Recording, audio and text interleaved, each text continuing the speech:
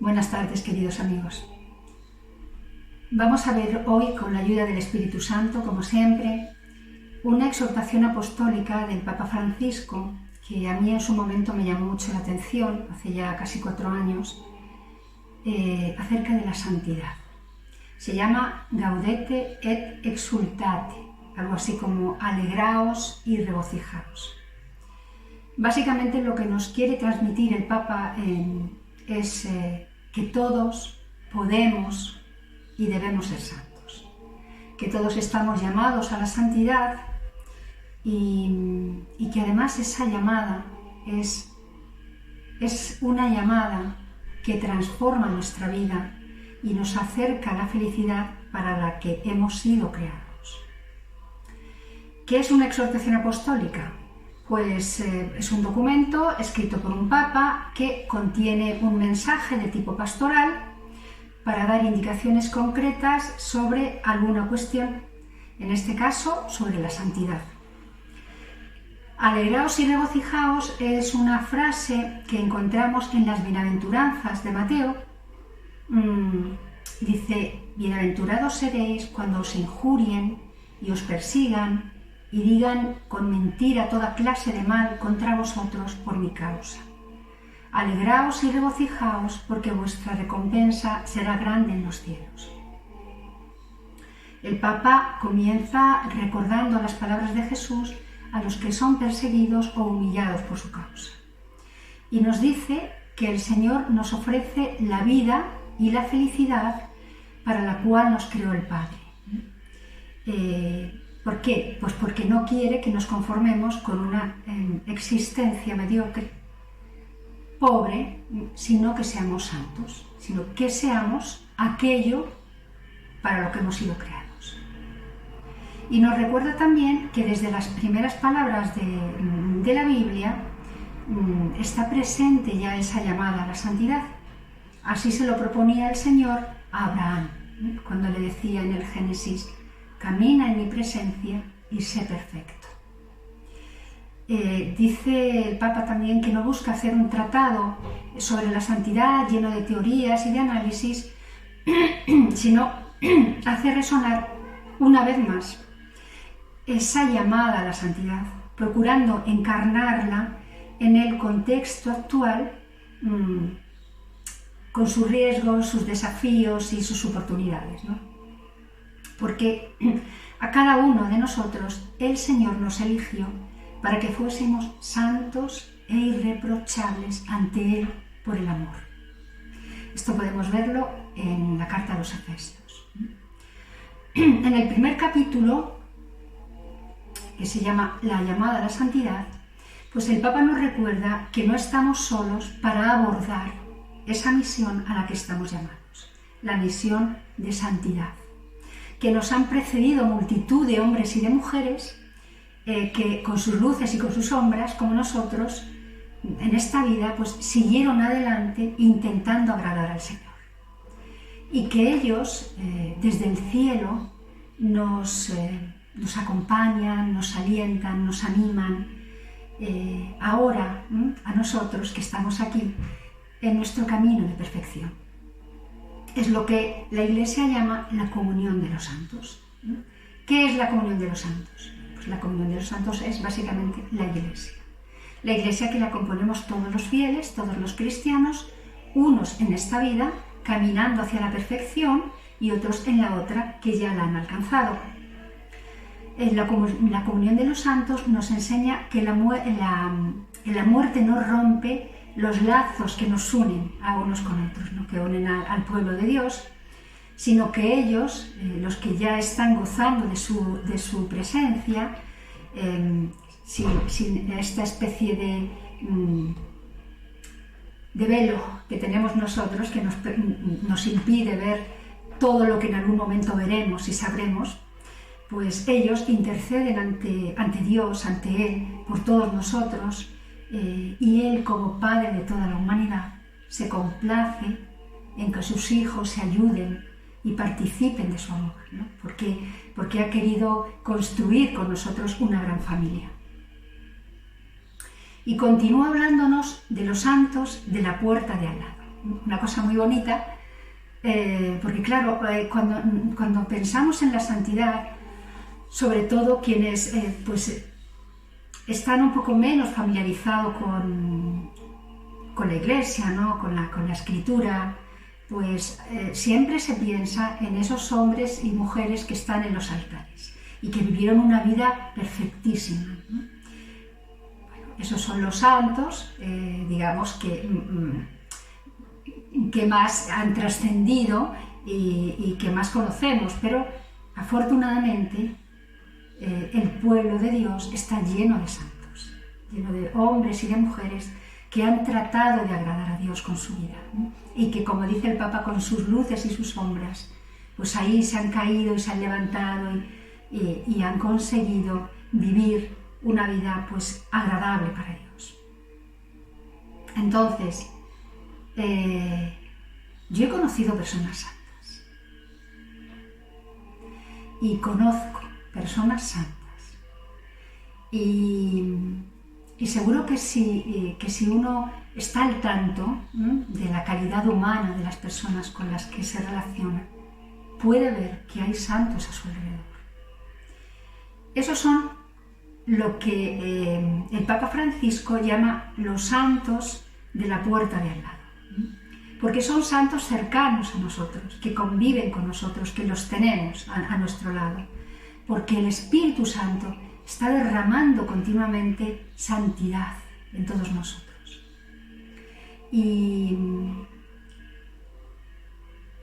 es voluntad de Dios, pues eso, que todos nos salvemos y que todos alcancemos esa plenitud para la que hemos sido creados. Y entonces es importante saber también que no nos salvamos de uno en uno, no nos salvamos aisladamente, sin conexión alguna de unos con otros, sino constituyendo un pueblo. Nadie se salva a sí mismo. Nadie. Nadie en soledad, lejos de esa comunión a la que estamos llamados, puede salvarse. Y yo creo que de eso todas las personas que estamos cerca de la Iglesia y que de verdad tenemos como ideal de nuestra vida la perfección, la santidad, tenemos experiencia personal de eso. No podemos salvarnos solos. Necesitamos la ayuda de la comunidad, la ayuda de nuestros hermanos, esos santos de a pie de la puerta de al lado, que con su ejemplo, que con sus consejos, que con su ayuda nos estimulan, nos corrigen, nos permiten avanzar. Tenemos a la Iglesia, por supuesto, con los sacramentos y la gracia del Espíritu Santo. Dios tiene en cuenta esa compleja trama de relaciones interpersonales que se establecen en cada ser humano, ¿no? Y se sirve de ella también para ayudarnos a santificar nuestra vida. Y el Papa, que la verdad es que este Papa, que no es un teólogo tan fino, ¿no?, como pues Benedicto XVI, por ejemplo, que es que da gusto leer lo que ha escrito por la profundidad que tiene. Pero es un hombre muy sensible y muy tierno, el Papa Francisco, y muy misericordioso y muy compasivo y muy de a pie. Entonces él está muy al tanto de este tipo de santidad, ¿no? Y dice que le emociona ver en el pueblo de Dios a ese montón de santos y de santas de la puerta de al lado, de a pie. Y cita, por ejemplo, en esta exhortación a los padres que crían con tanto amor a sus hijos, a esos hombres y mujeres que trabajan para llevar el pan cada día a su casa, a los enfermos que viven su enfermedad pues intentando ofrecerla también, ¿no?, con una resignación que no hay que verla desde ese punto peyorativo que ha tenido a veces cuando se ha dicho resignación cristiana, ¿no? Ofreciéndolo al Señor, ¿no?, sabiendo que la vida es así, que está compuesta también de tragos amargos, ¿no?, y que esos tragos amargos bien vividos son una ocasión perfecta para santificarnos.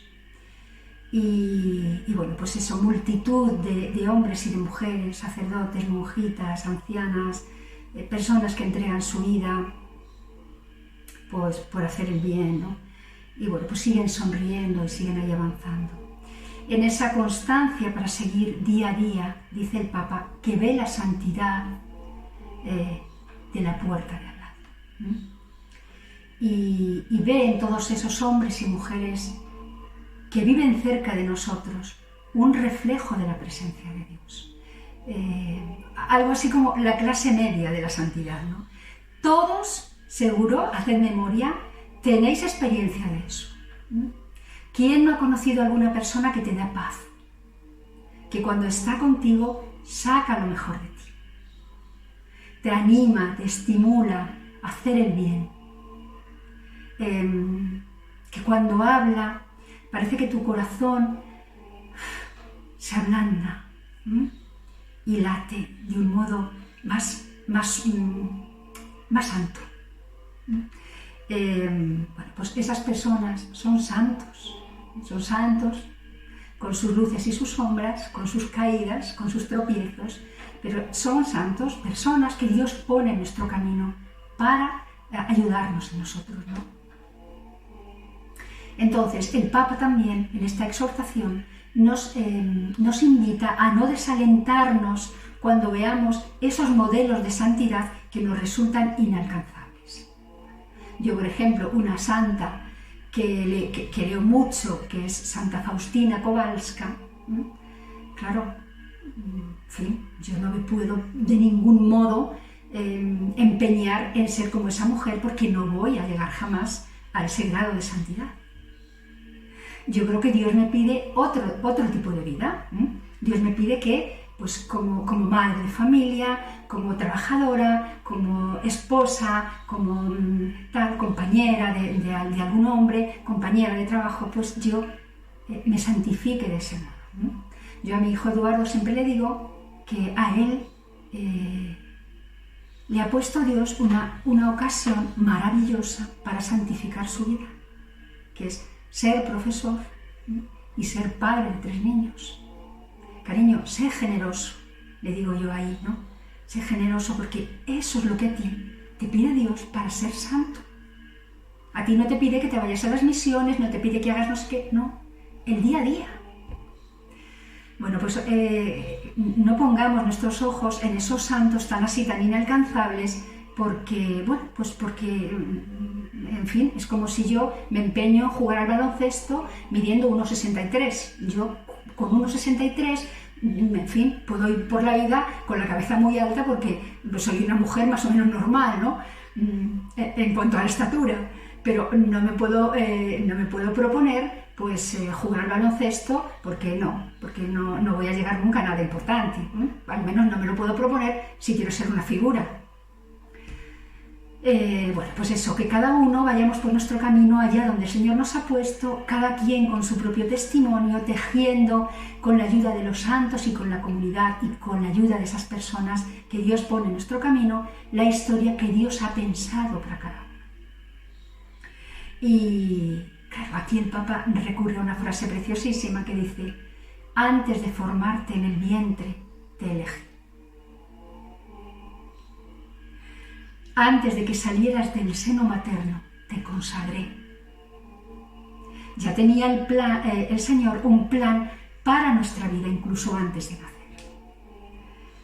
La santidad es para todos, no es algo reservado a sacerdotes, monjas, obispos, sino que es una meta para cada ser humano. ¿De qué otro modo se pueden hacer las cosas, sino tratando de hacerlas perfectas? Cada uno de vosotros, en vuestros trabajos, seguro que tratáis de ser perfectos, de hacer las cosas lo mejor posible.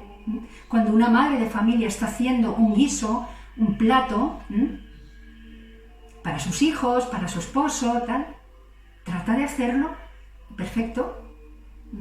Cuando una modista está haciendo un traje, pues trata de hacerlo perfecto. Bueno, pues cada uno tiene que aplicar eso a su vida. O sea, la vida no podemos vivirla de cualquier manera. No podemos ser chapuzas en eso, porque es lo único que tenemos, la vida. Y tenemos que ser rigurosos, responsables con ella y tratar de alcanzar esa perfección a la que hemos sido llamados, para la que Dios nos creó, ¿no? Tenemos la gracia de nuestro bautismo, tenemos que dejar que fructifique, ¿no? Y bueno, pues nos invita el Papa a no desalentarnos, a perseverar, y porque la perfección a la que Dios nos llama se irá formando con pequeños gestos en el día a día. Para un cristiano no es posible pensar en la propia vida en la tierra sin concebirla como un camino de santidad. ¿De qué otro modo se puede vivir? Esa es la voluntad de Dios, nuestra santificación. Nos creó para eso. La vida de cada cristiano ha de estar orientada hacia Jesucristo. En el fondo, la santidad es vivir en unión con Él. Contemplar los misterios de su vida. Consiste en asociarse a la muerte y resurrección del Señor de una manera única y personal. La santidad se mide por el tamaño que Jesús tiene en cada uno de nosotros, en cada una de nuestras vidas. Por el grado, con la fuerza del Espíritu Santo, cada uno vamos moldeando nuestra vida según la suya, según la de Jesús. No podemos entender a Jesús separándolo del reino que Él vino a traer. Nuestra misión, por tanto, es inseparable de la construcción de ese reino. Buscar, sobre todo, el reino de Dios y su justicia. ¿Qué es la justicia? La perfección. No hay justicia sin perfección, ni perfección sin justicia. Debemos identificarnos con Cristo, que Él sea nuestro modelo, con sus deseos, con el camino que Él abrió y que abre cada día para cada uno de nosotros. Eso, claro, implica el empeño de construir con Él ese reino de amor, justicia y paz para todos. Cristo mismo quiere vivirlo con nosotros. En todos los esfuerzos o renuncias que hagamos, está Jesús a nuestro lado. Todo aquello que dejemos para alcanzar la santidad tiene un valor tremendo delante de Jesús. Todo el que deje padre, madre, tal, por seguirme, recibirá el 100 por 1 en esta vida y la plenitud, la eternidad en la otra. Bien, y el Papa entonces nos invita a aprovechar el tiempo que se nos da, a no posponer esto para mañana, porque nuestra vida está hecha de tiempo. El tiempo es aquello con lo que contamos para ser perfectos. Desperdiciar, por lo tanto, el tiempo que se nos da es una irresponsabilidad tremenda. Y no somos conscientes de eso, porque el tiempo se nos acabará, y tendremos y seremos lo que hayamos hecho con él. Estemos, por lo tanto, muy vigilantes con eso, no desperdiciemos tanto el tiempo. La sociedad actual, ya sé yo, que lo que busca es pasarlo bien, estar muy a gustito, estar lo mejor posible, evitar toda clase de complicaciones, de sufrimientos, de tal, de responsabilidades, el ocio, los viajes, ya lo hemos dicho otras veces, el placer, tal. Hay que estar al tanto. Y pues hacer pequeñas renuncias también ahí, primero, y para que después vengan las grandes. Renunciar al tiempo que pasamos con el móvil, las redes sociales. Ese tiempo perdido hace que nuestra misión se resienta y nuestro compromiso se debilite. Decía un amigo mío que está en el cielo ya, con seguridad, mi amigo Víctor. Decía, todo lo que yo hago en esta vida, si no sirve para acercarme a Dios, tiempo perdido. Todo, absolutamente todo aquello que yo hago, si no lo hago en el nombre del Señor para agradarle. Tiempo perdido. Y tenía razón. Bueno, y por último, en este primer capítulo, el Papa nos invita a no tener miedo a buscar la santidad, ¿no? Porque no nos va a quitar ni vida, ni felicidad, ni entusiasmo, ni alegría, ni nada de nada, no, todo lo contrario. Llegaremos a ser lo que el Padre pensó cuando nos creó. Por tanto, seremos fieles a nuestra propia naturaleza. No nos estaremos haciendo violencia a nosotros mismos. Y por tanto, en la medida en que cada persona se santifica, se vuelve más fecundo para él y para el mundo, y más feliz. Y termina diciendo en este primer capítulo: no tengáis miedo de apuntar más alto, de dejarte amar y liberarte por Dios. No tengas miedo de dejarte guiar por el Espíritu Santo. La santidad no te hace menos humano, porque es el encuentro de tu debilidad con la fuerza de la gracia. Y en el fondo, como decía León Bloy en una frase estremecedora, en la vida existe una sola tristeza, la de no ser santo. Porque esa sí que es una renuncia. Es la renuncia de las renuncias. La renuncia a ser tú mismo. Bueno, en el capítulo segundo, el Papa nos habla de dos enemigos de la santidad, que además son herejías: el gnosticismo y el pelagianismo. Eso podría desviarnos de nuestro camino de santidad. El gnosticismo es una mezcla de creencias orientalistas e ideas de la filosofía griega, y que así a grandes rasgos podríamos decir que es una doctrina que defiende el conocimiento como vía para la salvación. Cuidado los racionalistas. Cuidado todos aquellos que queréis encontrar a Dios exclusivamente con la razón. ¿Cómo hago para rezar? Pues entra en tu corazón y reza.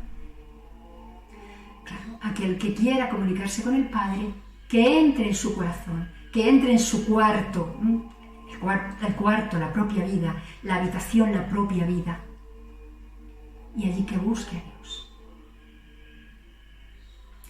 Bueno, pues estos del gnosticismo creen que el hombre no se salva por la fe en Jesucristo y en su sacrificio en la cruz, sino por la gnosis, el conocimiento. Es un conocimiento intuitivo e introspectivo de lo divino, y que defiende que el ser humano es capaz de salvarse a sí mismo. Y sin embargo, fijaos lo que dice Jesús aquí. Dice: yo te alabo, Padre, Señor del cielo y de la tierra, porque has escondido estas cosas a los sabios y entendidos y se las has revelado a la gente sencilla. Los sencillos son los que viven del deseo de la ternura de Dios. Los que anhelan que se vuelva a ellos y los ame. Los que no se hacen cocos raros. Los que saben que saben poco. Los que no están demasiado seguros de sí mismos, de sus conocimientos, ¿no? Los sabios y entendidos no esperan más que lo que ellos son capaces de lograr por sí mismos, lo que son capaces de producir. No reconocen su necesidad de reconciliarse y entonces están llenos de sí mismos, pero no de Dios. Lo que es una mente llena de sí misma, pero sin Dios y sin carne. Gracias a Dios, a lo largo de la historia de la Iglesia ha quedado muy claro que lo que mide la perfección de las personas es su grado de caridad, no la cantidad de datos y conocimientos que acumulen.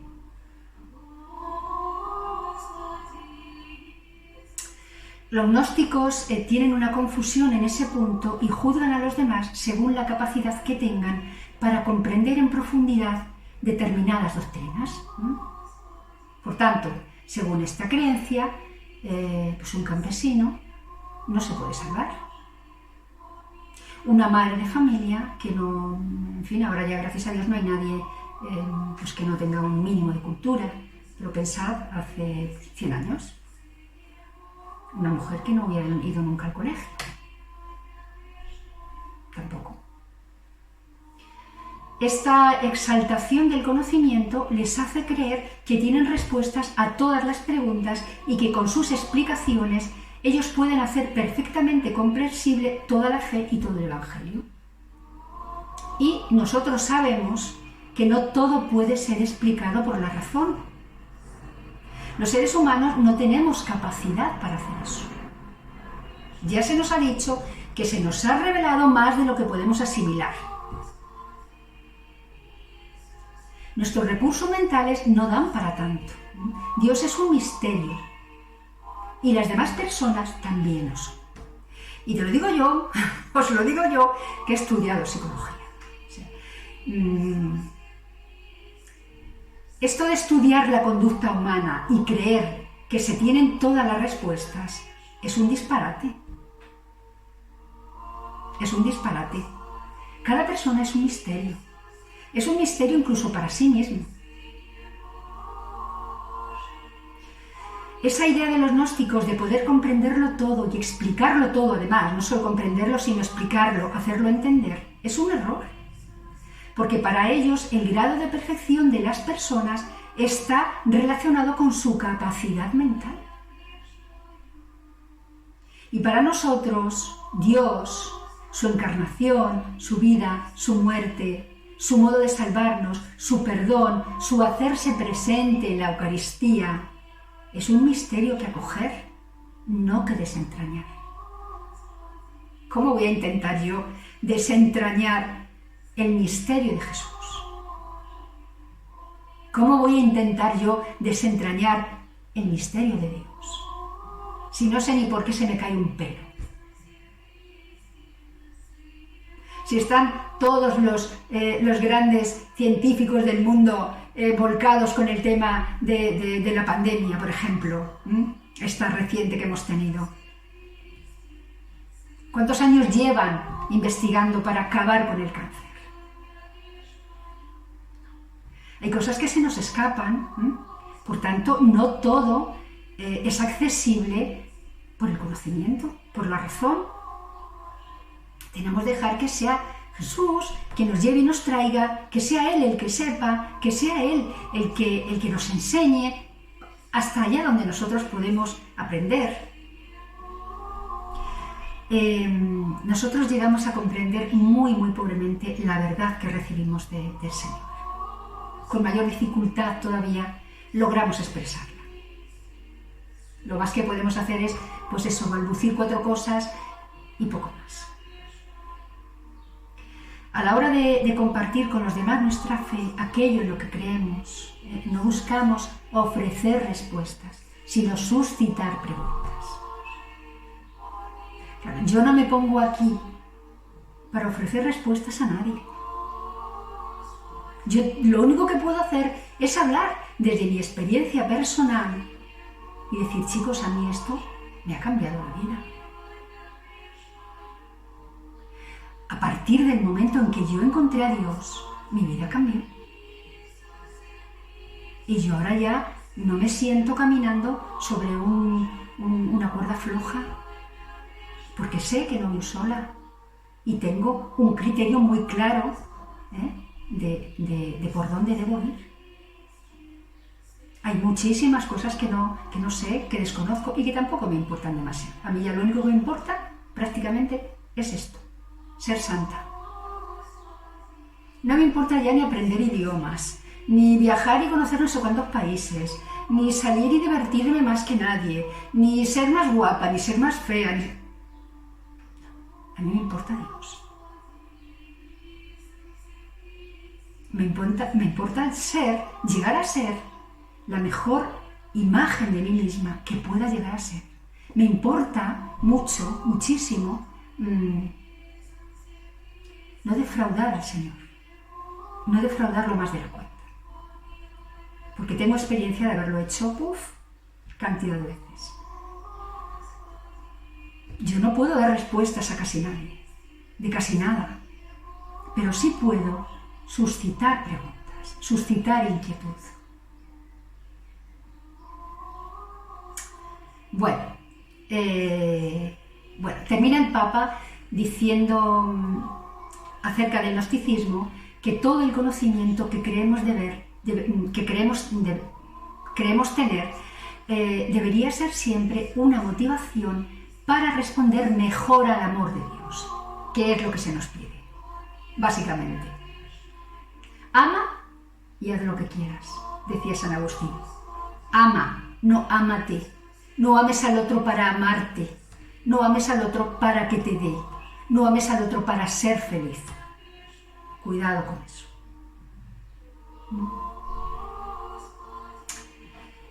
Se aprende para vivir, no para tener todas las respuestas. Se aprende para vivir, para estar seguro en el mundo, para saber el terreno que pisa uno. Teología y santidad son un binomio inseparable.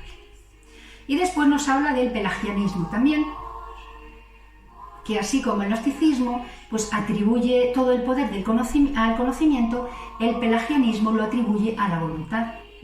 Según esta herejía, los seres humanos no estamos condicionados por el pecado original, que solo fue responsabilidad de Adán, y por tanto podemos elegir hacer el bien y podemos lograrlo. Según este pensamiento, no es la inteligencia lo que ocupa el lugar del misterio y de la gracia, sino la voluntad. Y el Papa nos recuerda que la santidad no es una cuestión de puños, no es una cuestión de pelea. La voluntad y el conocimiento son dones de Dios, pero solos no son suficientes. Para alcanzar la santidad tenemos que dejarnos transformar por Él, ponernos bajo su manto, ¿no? Bajo el manto de la Virgen y a los pies del Señor, como hizo María. Mientras Marta estaba ahí, pues toda ocupada haciendo cosas, Señor, ¿no te da nada que mi hermana esté ahí sentada embelesada escuchándote, mientras yo estoy preparando comida, cocinando? Marta, Marta, tú andas siempre pendiente de muchas cosas. María ha elegido la mejor parte y no se le quitará. ¿Y dónde estaba María? A los pies del Señor. La voluntad humana no es algo puro, perfecto, omnipotente, como el conocimiento tampoco lo es. Por tanto, en esta vida las fragilidades humanas no son superadas completamente, ni son sanadas de manera definitiva. Como enseñaba San Agustín, Dios te invita a hacer lo que puedas y a pedir lo que no puedas. O bien a decirle al Señor humildemente, dame lo que me pides y pídeme lo que quieras. Si tú quieres que yo haga tal o cual cosa, Señor, dame la fuerza para hacerlo. Porque yo, no sé vosotros, pero yo, tengo experiencia de proponerme hacer una cosa y después mi voluntad, pues en fin, no dar para tanto. Mañana voy a hacer no sé qué, no sé cuánto. Al día siguiente, qué cansada, no sé qué, no puedo tal. Adiós mi voluntad, mis propósitos. Yo solo llego allá donde Dios me lleve. Claro que me hace falta la voluntad, claro que me hace falta el conocimiento, pero ¿de qué me sirven la voluntad y el conocimiento sin la gracia de Dios? Es importante, es necesario, más que importante, reconocer sinceramente nuestros límites para que la gracia actúe en nosotros. Si creemos que no necesitamos nada, pues no pediremos nada. Como decía mi niño cuando era pequeño y todos los niños, yo tolito, yo solo, no, yo solo. Y yo solo, pum. Le dejas el vaso, se le cae. Claro, los niños necesitan afianzarse, ¿no?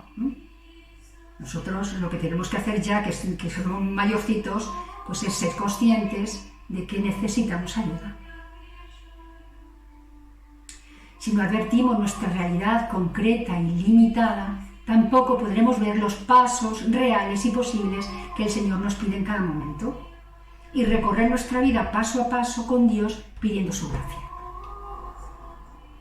Cuando Dios dice a Abraham en el Génesis, yo soy Dios Todopoderoso, camina en mi presencia y sé perfecto. No le está diciendo, sé perfecto tú solo. Camina en mi presencia. ¿Por qué? Porque yo soy Dios. Y tú no. Le está diciendo que para poder ser perfecto como a Él le agrada, necesita vivir humildemente en su presencia y no dar un paso sin consultarlo. Y eso nos pide a nosotros también. Nos pide vivir envueltos en su gloria, en su gracia, caminar en unión con Él, reconociendo su amor constante en nuestra vida, su presencia en cada paso. No estamos solos. No se nos pide algo que no podamos llevar a cabo con su ayuda. Por tanto, nuestra santidad no depende exclusivamente de nosotros. Ni el conocimiento ni la voluntad nos van a hacer perfectos sin la gracia de Dios. Hay que perderle el miedo a esa presencia divina, a ese Dios que nos acompaña en el día a día, que vive paso a paso, minuto a minuto con nosotros, porque solo puede hacernos bien. Las Escrituras nos hablan del santo temor de Dios, pero hay que aclarar que se trata de un asombro ante el misterio inalcanzable. Es un temor, entre comillas, reverencial ante Él, ante su omnipotencia, ante su amor que nos desborda, que nos descoloca, ante su perdón. Es el Padre que nos dio la vida, el creador de todo lo creado. ¿Cómo no vamos a sentir un vértigo atroz ante Él? ¿Cómo no nos vamos a admirar ante el misterio de la encarnación, del Dios hecho hombre? ¿Cómo no vamos a sentir vértigo ante la cruz, ante los sacramentos? O sea, ¿os habéis parado a pensar lo que significa poder volver a empezar igual de limpio que el primer día? Hayamos hecho lo que hayamos hecho, que solo se nos pide humildad para admitirlo, que solo se nos pide ponte frente a mí, admite que has pecado. Ya lo dije en otra charla, a Adán y Eva fueron expulsados del paraíso porque no pidieron perdón.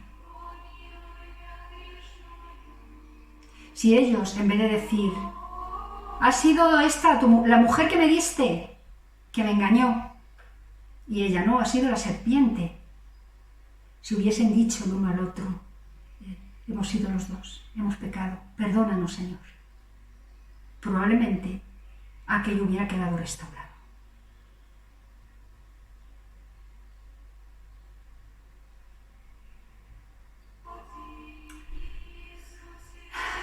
Bueno, ¿cómo no vamos a sentir vértigo, decía yo ahora mismo, ante la cruz, ante el amor de Dios, ante la omnipotencia de Dios? Claro, si es que no hay otra. O eres un robot incapaz de sentir, o ante Dios te sobrecoges. Ese es el temor de Dios. El temor también a ofenderle. La responsabilidad frente a nuestra vida, frente a lo que somos. No somos cualquier cosa. Somos hijos de Dios. Estamos llamados a parecernos a Él, a seguir sus pasos. Claro, eso da vértigo también. Este temor reverencial que asombra y sobrecoge tiene que ver también con la alegría y con la paz. Porque encontrarse con Dios supone sentirse acompañado, sentirse sostenido, sentirse amado, sentir que se puede. Se puede, sí, ya no me caigo tanto, ya no meto tanto la pata, ya no tengo tanta tristeza, Ya no me asusta la muerte. Ya tengo más voluntad. Ya tengo las ideas más claras. ¿Por qué? Porque cuento con la gracia de Dios. Porque permito que cambie mi vida, que cambie mi corazón. Porque harta, cansada de cometer errores, pues he decidido vivir pidiendo ayuda.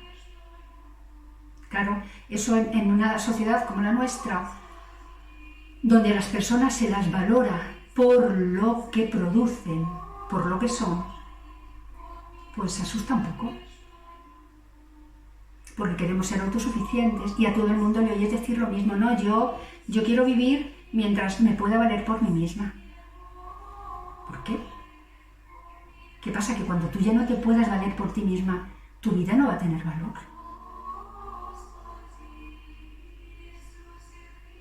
Entonces la vida de un bebé no tiene valor.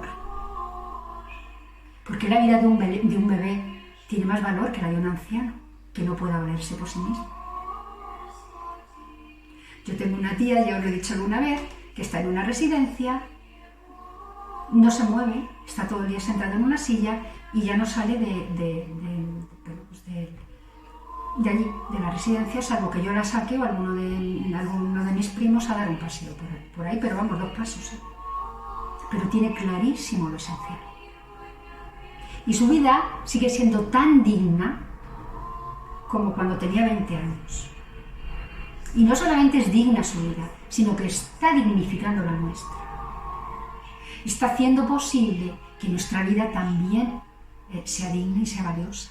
Porque nos está dando la oportunidad de amarla, de cuidarla, de acompañarla.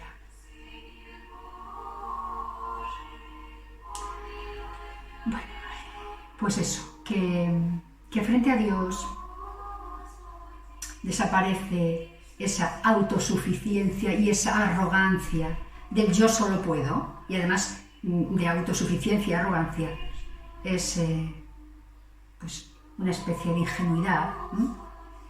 Y eso se cambia por la compañía, la aceptación de la fragilidad, de la limitación, de la pequeñez. La soledad se arregla, la muerte ya no existe.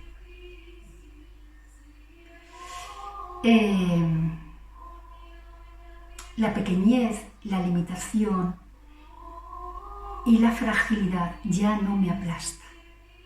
Ya no me van a aplastar ahora que me valgo por mí misma y que me como el mundo y que me cojo mi coche y voy y vengo y que sé quién soy y que me importa un pimiento lo que digan los demás, porque sé muy bien a quién tengo que agradar y a quién tengo que amar. Y el día que esté en una sillita con mi tía y que mis hijos necesiten hasta ponerme un babero para darme una cucharada de sopa, ese día también seré digna. Y tampoco me aplastará ni la limitación ni la pequeñez, porque mi vida seguirá teniendo valor, el valor que Dios le da. Bueno, Él es la presencia que llena el mundo, la creación. Pues viviendo con Él podremos permitirle que examine nuestro corazón para ver si va por el camino correcto también. Y así conoceremos la voluntad agradable y perfecta del Señor. Y dejaremos que Él nos moldee como un alfarero. Hemos dicho tantas veces que Dios habita en nosotros, ¿verdad?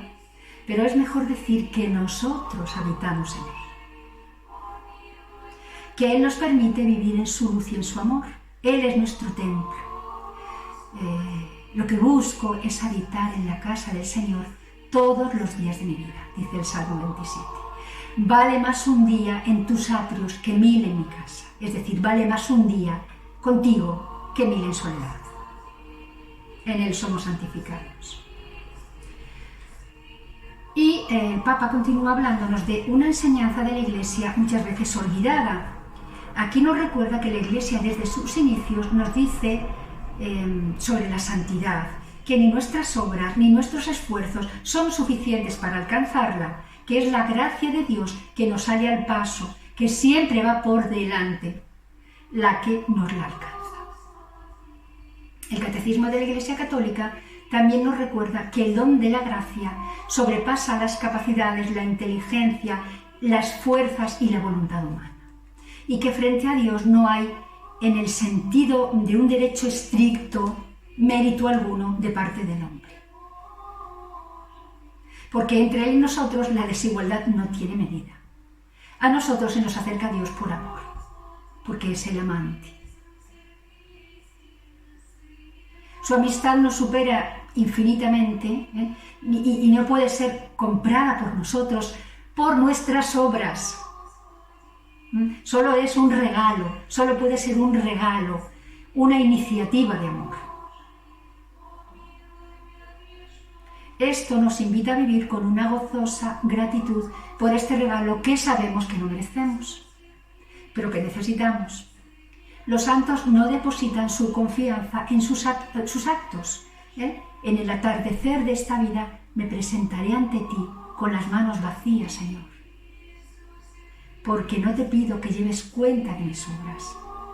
Todas nuestras justicias tienen manchas a tus ojos, claro, porque eres el perfecto y nosotros los imperfectos. Esto es como cuando un niño le hace el día del padre a su papá un dibujo y se lo trae. Dice, papá, mira.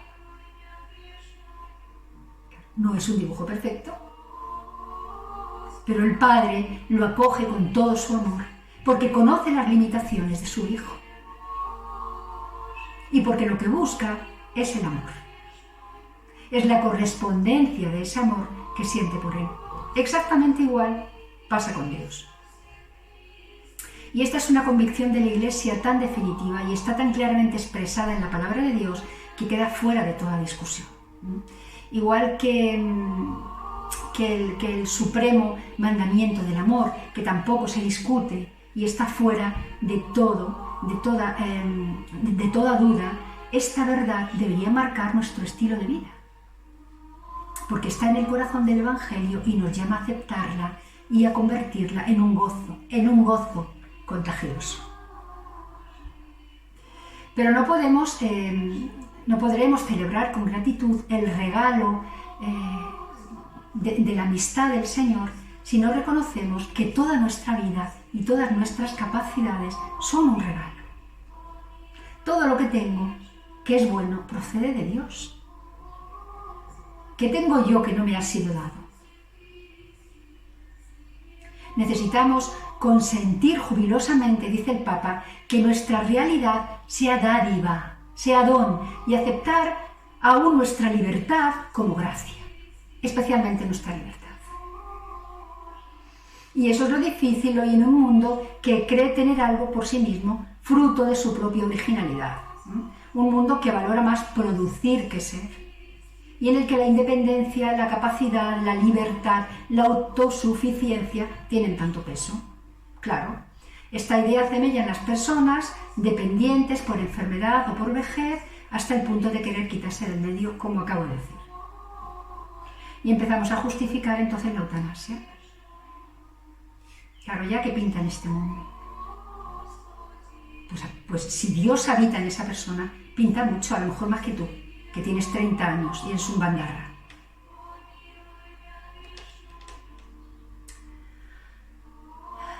No nos sostiene Dios constantemente. No nos ha dotado de su amor y de capacidad de amar durante toda nuestra existencia. ¿Por qué nos chirría tanto la dependencia? ¿Para qué nos ha dotado Dios de amor, sino para salir al encuentro de la necesidad? Porque claro, ¿para qué quiero yo saber amar si no voy repartiendo amor por ahí? Si no me voy a la residencia y estoy con mi tía y le doy besos y se me pone una sonrisa de oreja a oreja cada vez que me ve y me dice ¡ay, mi niña! ¡Ya está aquí mi niña! Un intercambio precioso de amor. Ella no sabe dónde está, pero sabe que yo soy su niña. Y se alegra muchísimo cuando me ve y yo más de verla a ella. La Iglesia siempre enseñó que solo la caridad hace posible el crecimiento en la vida de la gracia, porque si no tengo caridad, no soy nada. El don de Dios debe ser naturalmente y libremente acogido por nosotros y humildemente recibido.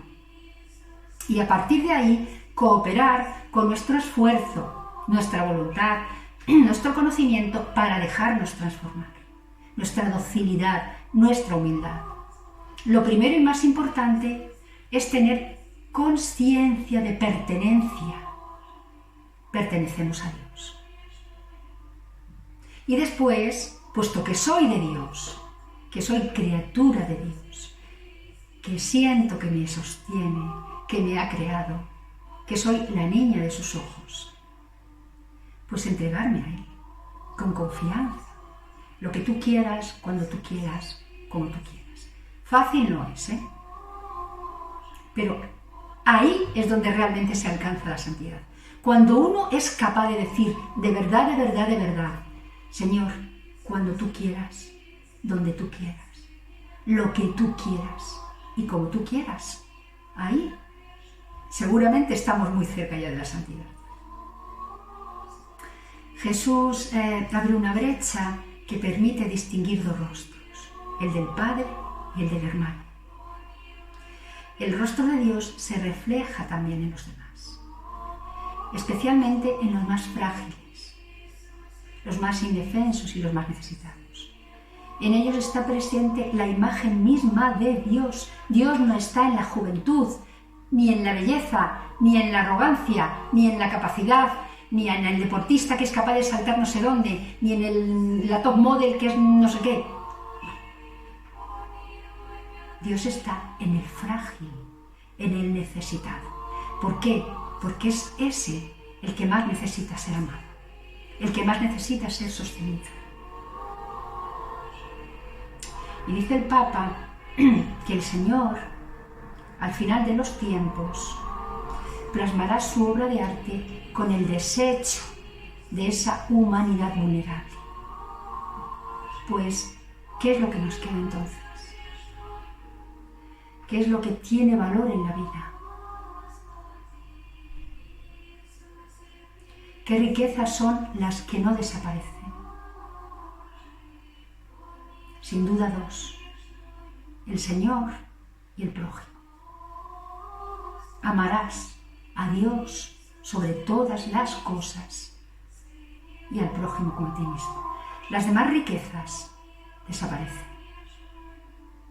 La capacidad, la fuerza, la alegría a veces. Cuando se pone el corazón en las cosas del mundo y las cosas del mundo se acaba la alegría. ¿Qué alegría le queda a alguien que ha puesto toda su esperanza en sí mismo? En su fuerza, en su capacidad, en su inteligencia, en su poder. Si lo va a ir perdiendo.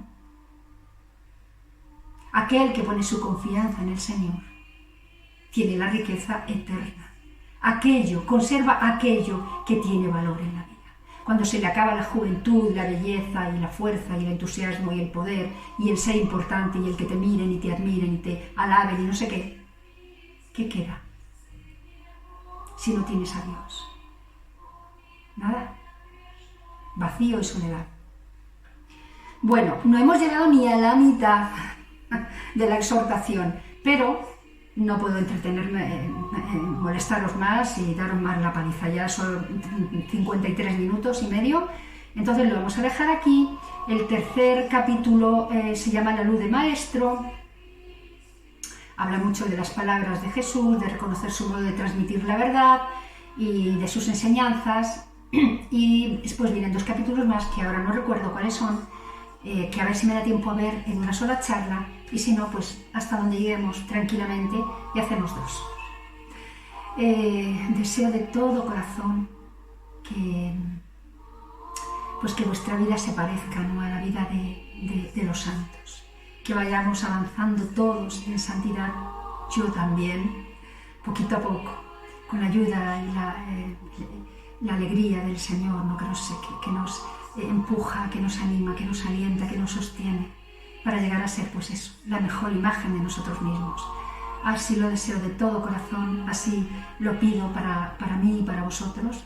Y hasta la próxima charla os envío muchas bendiciones y un abrazo muy fuerte.